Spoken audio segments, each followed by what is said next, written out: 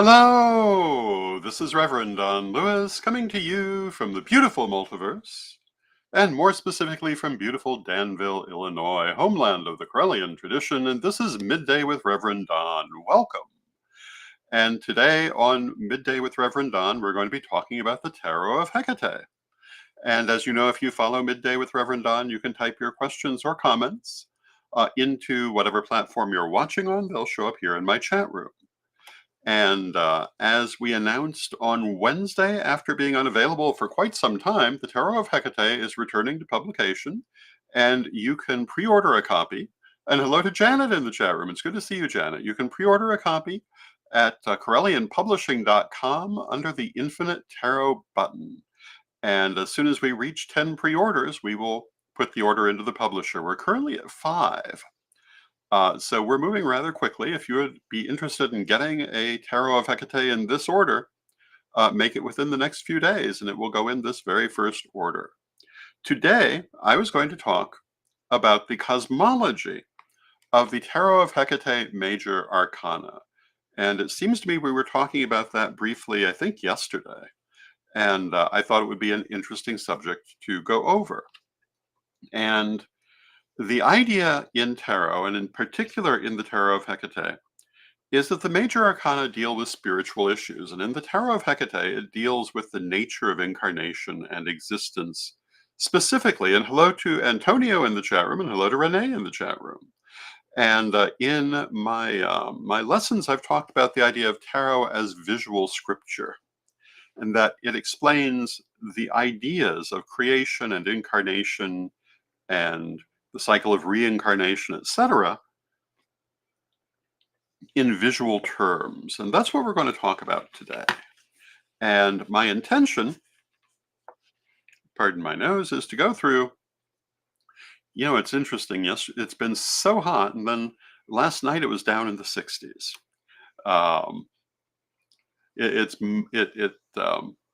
It was quite interesting to wake up to. Hello to Mystique in the chat room. It's good to see you. So what I'm going to do is I'm going to go through the cards and explain why this is. And hopefully we have time for all of them. I'm not going to go into extremely in-depth discussion of it, but enough to explain what I mean. And our first card is the Fool. And we are using a green screen. Some of these cards do have green in them. That may tend to drop out. I apologize. But the Fool is, as you can see on the card, it's the number 0. But it's also counted again at the very end of the major arcana, which in this case I believe would be 31. But the Fool is the chaos moment, the moment when all things are possible. And in cosmology, the Fool represents deity before creation. What in mythology often is called chaos, primordial deity, existence before the creation of the physical and spiritual worlds. When everything was possible, everything was there, just kind of all mixed up together.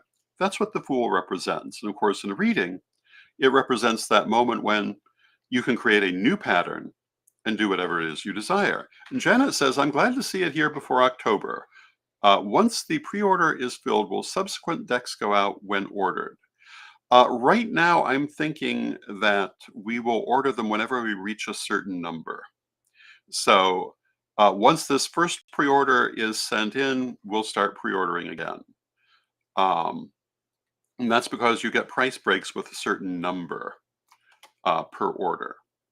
And in order to offer it at the price we're offering it, we have to have at least 10 of them. And with time, we hope to go up to larger orders where we can considerably consider the possibility of lowering the price. Our second card is the Magus, or the Magician. And in divination, this is the ability to work your will in the situation. But in cosmology, this is the creation of the god. And if you remember the Vangelo delle Streghe, it talks about how primordial deity wanted a companion, wanted experience, and so she divided herself and created the god out of her essence. And the god was the material yang part of her being. That's what this card represents. It represents going out in the material world, doing material things, um, working for material results in a magical sort of way. It's followed by the high priestess. And once the god had been created, what remained was the goddess, the yin part of existence, the spiritual part of existence. And the two of them together had been primordial deity, but once they were separated, they were matter and spirit. In the Vangelo delle Streghe, the goddess pursues the god and ultimately unites with him, and that is this card, Magic, which is not in a normal tarot deck. And magic means exactly what it sounds like in Hello to Bimbi, in terms of divination, but in terms of cosmology, it is that union of soul and matter, the creation of the ensouled universe. And it is followed by the Empress. And in a reading, the Empress is prosperity, happiness, good things. In cosmology, she is the great mother goddess, and you can see that she is portrayed in that way. She is the goddess of physical existence, the goddess of this world of being, the source and sustenance of all things. She is followed by the Emperor, who is the god of the dance, the lord of cycles, um, the Holly King, the horned god. He represents the ongoing process of life. She is the essence of life. He is the process of life. They are followed by the Hierophant. And the Hierophant, in a reading, is spiritual guidance, spiritual communication. I interpret that cosmologically as being the fact that we are all a union of goddess and God, and spirit is within all of us. It's that as above, so below thing. Spirit can always talk to all of us. We always have the voice of spirit within us to guide us, to help us go forward. And we are all of us as we go through our path. Also, spirit. And so as the emperor goes forward with the cycles of life, the empress, as the essence of life, goes with him. This is followed by the lovers. And you can see the lovers has three characters in it, and this is more the traditional form of the lovers card as opposed to more the Rider-Waite version, which posits a simple couple. Though it also does have a third figure. But this is the idea in divination of a choice between important things. And cosmologically, it's the choice of how we live our lives. We can live our lives with a spiritual focus or a material focus, and neither is better than the other. They just will take us in different directions. They're both important. One is involution, one is evolution. We need both of these things to move forward. And hello to Mary Cavalcante in the chat room. The lovers is followed by the chariot. And this chariot does not have an actual chariot in it, unless you consider the dragon to be the chariot, which arguably you can. And of course, the dragon is the spirit of the universe. So you can see that the knight, who is the god, is more or less riding on that dragon of the universe, and of course is the dragon of the universe. And this represents going forward in a material way, in a worldly sort of way. You can see the green of the dragon is dropping out of the card. Sorry about that. Nothing much I can do with the green screen, but that is what the chariot means. It's going forward in a physical way, and that's also its divinatory meaning, moving forward, success, achievement, followed by strength. And strength has a green background, so the whole thing is dropping out. But strength represents inner strength, inner ability, the ability to deal with everything we encounter. And that is the divinatory meaning of the card. The cosmological meaning is following a more spiritual life that develops the inner qualities. Both good choices, and each one has their own purposes. And in the chat room, Edward says to Janet, we will likely do spot ordering. And the more we have per order, the price lowers incrementally. And we are also looking at a Kickstarter. So yeah, we're looking at ways to jumpstart it. And hello to Janet in the chat room. Strength is followed by the Hermit. And I was talking with Chris Copeland about the cards the other day, yesterday, and she remarked on liking this particular symbol of the Hermit. Because the Hermit is often shown as the seeker, but I understand it more as the finder. The Hermit is the person who, through personal study, has mastered their own abilities.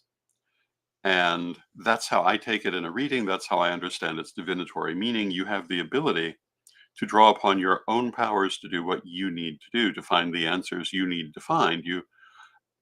You can look within, you can draw upon what is within, you don't need to find it outside. And the key phrase I sometimes like to use comes, I think, from, what was it called? The Maidens of the Moon deck, possibly. Many years ago, the archetypal New Age witch or shaman. And that's how I look at the Hermit. And cosmologically, that is what comes from developing on either of these different paths, and ultimately both of them. Through pursuing physical and spiritual development, you in fact develop. This is followed by a series of cards that are only in the Tarot of Hekate. The first is the Soul. And the soul is exactly what it represents. And hello to Zane in the chat room. It's good to see you, Zane. And the soul represents the soul going forth into the world. In terms of divination, it says to pay attention to the needs and purposes of your soul. In terms of cosmology, it is the soul going forward along the path, always connected to spirit, because both the goddess and the god, the origin and the path, are shown in the card. Followed by the heart.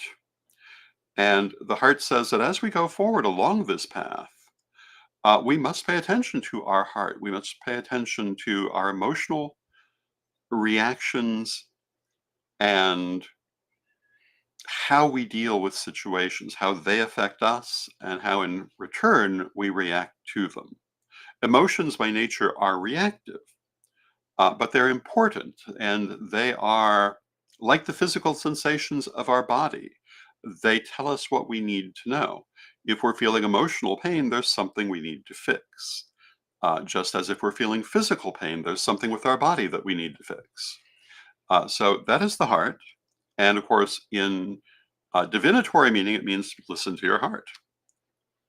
It's followed by the body. And the body represents exactly what it sounds like, the physical vehicle that we go forward with. And in terms of divination, it means pay attention to your physical real world needs and do not put them on the back burner. In terms of cosmology,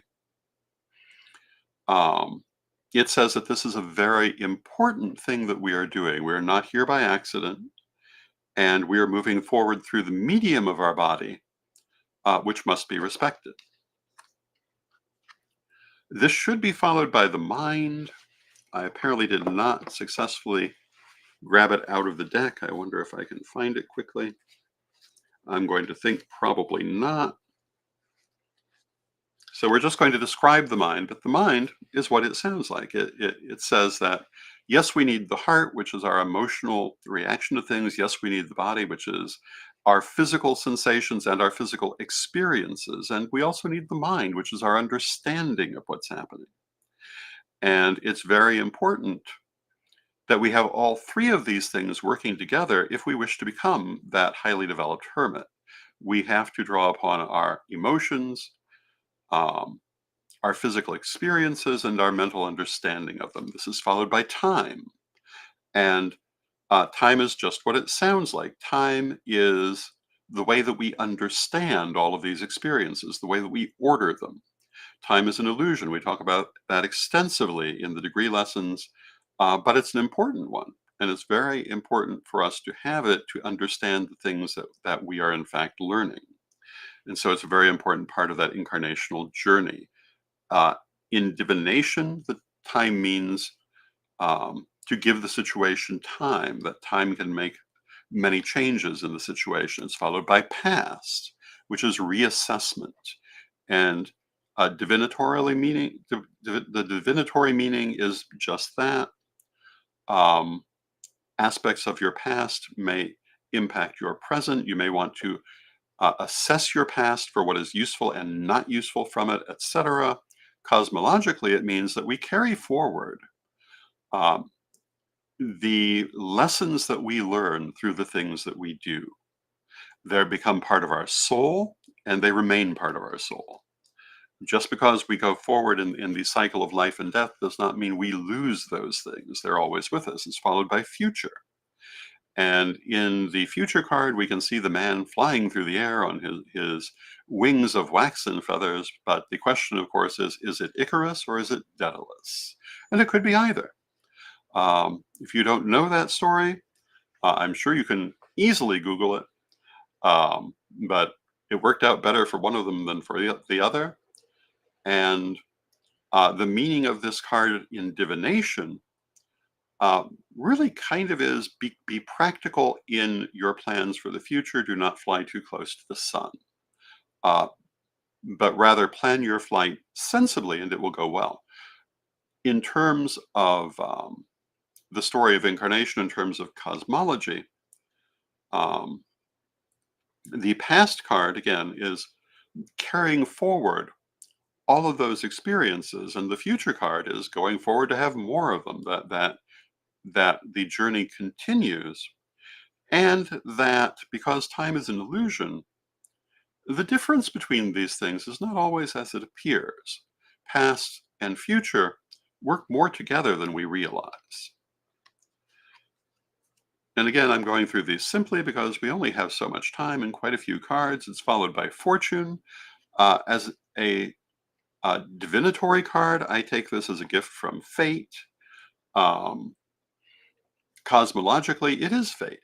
It is the divine plan that moves us forward. We can see the goddess with her spinning wheel from the Vangelo delle Streghe. We can see the god turning the wheel. And this is, we can also see reference to the three fates and the thread of life. And this is saying that, yeah, we're here. We are in many ways designing our paths as we go, but we've also agreed to certain things before we come. Certain things are set out. And although I believe that we can influence those and sometimes change them, they are there. We need to be aware that there are certain things that are simply meant to be part of this life that we ourselves have already agreed to. It's followed by justice, which as a divinatory card is getting what you've worked for, getting what is right for you in the situation, what you deserve. Cosmologically speaking, this is karma. And karma, to me, is all about attachment. You can see the spider web in the back. And as you probably know, if you've ever had an incarnation as a fly, spider webs are sticky. You get caught in certain parts of them, but not in others. And I believe that web of fate is the same way. Certain things that have lessons for us that we require to learn will stick on us, or we will stick on them. We won't be able to move forward until we've learned them. That's what this card represents. It is followed by the Hanged Man, and the Hanged Man as a divinatory card is allowing time for growth and development. It means that change and development are happening, but they're not happening overnight. Just as Odin hung on the tree for 9 days before he got the runes, it is not an overnight process. And that is true of the cycle of life and death. One life will not do it. 10 lives will not do it. We have to keep doing it until we've learned everything there is for us to learn, everything that we want to learn, everything we need to learn. And we will keep coming back until we've done so. It's followed by death, which is also rebirth. And this is the means by which we keep going forward. And hello to Reverend Michael in the chat room. And Reverend Michael says, sorry, I missed most of the midday. But, they're all recorded, so you can certainly see it later, and I believe you ordered the deck, so you'll see it soon enough. Um, so I say one lifetime is not enough. We have to have many lifetimes. And the thing that makes that possible is death and rebirth. And we need that. We need that constant resetting in order to move forward because, if we all had conscious memory of all of our past lives and all of the people that we've already known and dealt with, it would be a lot harder to learn some of the lessons we have not yet learned. Resetting our minds can be helpful. Now, there are processes for working with this consciously, for moving beyond it consciously. There's shadow work, there is conscious incarnation, which are concepts too in depth for the short period of time we have today. But generally speaking, the reason that we reset our lives, the reason that we reset our mentality each time is to give us a clean slate so we can start over, so we don't have to feel bad about the mistakes we've already made in other lifetimes. We will find it harder to be conceited about the successes we've had in other lifetimes. We can start over and encounter our lessons anew and have a better chance of learning them. Followed by temperance, and temperance is what that does to us. As we go through the cycle of life and death, we grow. And you can see in the card, we have the goddess and the god um, shown united down the center with their opposite qualities. And temperance is bringing opposites together to create new things. It's creating new situations out of existing situations as a divinatory card. Cosmologically, it is the recreation of ourselves. We come into the cycle of life and death as a soul with certain qualities. As we go through it, we educate and grow ourselves and turn into ultimately the best that we can be. And along the way, we may become the worst that we can be. But we don't stop there. We keep going, we keep growing. And that's what this card represents. And that is a lot of the purpose of the journey. It's followed by the veil. And the veil would be the devil card in a more traditional tarot deck. And it represents the veil between our conscious mind and the world of spirit, which again is there to help us to not be caught up in what's already happened to our soul, but to be able to approach this world with fresh eyes. However, there also is a point where we must reach beyond that veil. We must expand our consciousness and remove the blindfold, so to speak. And for some people, they're born well along in that process because they've started it in previous lifetimes. Other people are just beginning.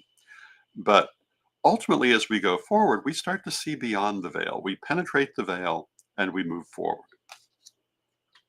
It's followed by the tower. The tower is the liberation of the soul. And as you can see in the card, the soul is represented here by a winged woman breaking free of a tower with many different faces. It represents the soul ultimately breaking free from the many lifetimes it's already lived, having learned all of its lessons, having become the best that it can be, and ready for the next step, which we'll come to in a moment. And in divination, this means change, transformation, sometimes a breakthrough. But as a card, it is where this journey is heading, that we break out of that cycle of life and death at the end. This is followed by the stars. The stars is meditation. And as a divinatory card, it represents seeking spiritual guidance. And as a cosmological card, it says that one of the ways to achieve that growth that will allow us to ultimately transcend the cycle of life and death is through meditation and working with our inner selves and with our higher self. It's followed by the moon, which is external observance, religion, and magic. And in divination, to me, this means use your magic. Bring your inner abilities out. And it's saying that this is another way of moving forward in that journey in transcending the cycle of life and death. And it's followed by the sun, which is external expression and expressing spirit in the world. And these three can either be separate or they can follow one after another. As a card, the sun is success and achieving what you've worked for. Cosmologically, it's expressing spirit in the world. These are all followed by judgment. Judgment is achieving what you've worked for. It is the transcendence of the cycle of life and death. You can see the figure is floating on the lotus, rising from the cosmic waters.